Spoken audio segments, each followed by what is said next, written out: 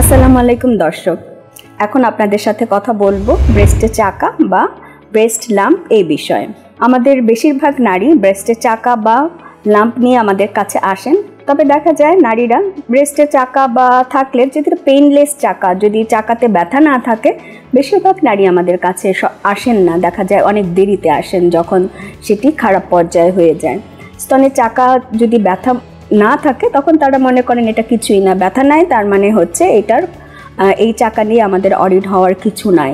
কিন্তু যদি ব্রেস্টে চাকা থাকে এবং সেটাতে ব্যথা না থাকে, সেটি নিয়ে আমাদের একটু অরিড হতে হবে যে এই ব্যথামুক্ত চাকা এটি হচ্ছে ব্রেস্ট ক্যান্সারের কারণ হতে পারে। এবং দেখা যায় বেশিরভাগ ক্ষেত্রে ব্রেস্টের চাকা ব্যথা নেই, সেটি হচ্ছে ব্রেস্ট ক্যান্সারের লক্ষণ।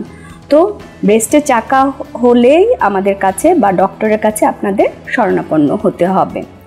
ব্রেস্টের চাকা হলে আমরা বিভিন্ন পরীক্ষা নিরীক্ষার মাধ্যমে দেখব এই ধরনের চাকাতে আপনার ব্রেস্ট ক্যান্সারের লক্ষণ আছে কিনা বা জীবাণু আছে কিনা। সেটা আমরা দুই ধরনের পরীক্ষার মাধ্যমে করে থাকি। একটি চিকন সুয়ের পরীক্ষা, সেটাকে আমরা বলে থাকি FNAC, এবং একটি মোটা সুয়ের পরীক্ষা, সেটাকে বলে থাকি আমরা কোর বায়োপসি।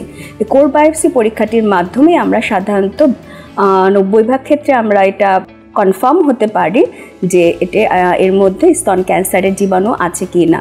তবে সুয়ের পরীক্ষা দিয়ে আমরা এত বেশি কনফার্ম হতে পারি না। যে ক্ষেত্রে কোর বায়োপসি ফ্যাসিলিটি আছে, সেই ক্ষেত্রে আমাদের কোর বায়োপসি পরীক্ষাটি করা উচিত। কিন্তু দেখা যায় যে কোর বায়োপসি পরীক্ষাটি করতে খরচ বেশি পড়ে, গরিব রোগীদের বেলায় একটু সমস্যা হয়ে দাঁড়ায়।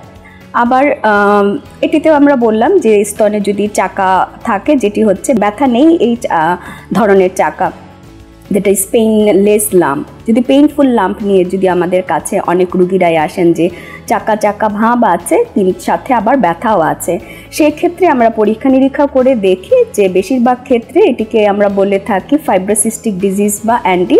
এক্ষেত্রে দেখা যায় ব্যথা এবং চাকা আছে, সেটা তার মাসিকের আগ দিয়ে একটু ফুলে উঠে চাকা হয়ে যায়, মাসিক ভালো হলে ভালো হয়ে যায়, আবার অনেক ক্ষেত্রে যায় না। সেক্ষেত্রেও আমরা পরীক্ষা নিরীক্ষা করে দেখি যে এর মধ্যে তার কোনো ধরনের স্তন ক্যান্সার লক্ষণ আছে কিনা। যদি না থাকে, সেই ক্ষেত্রে আমরা মেডিকেশনের মাধ্যমে আমরা এই ধরনের সমস্যার সমাধান দিয়ে থাকি।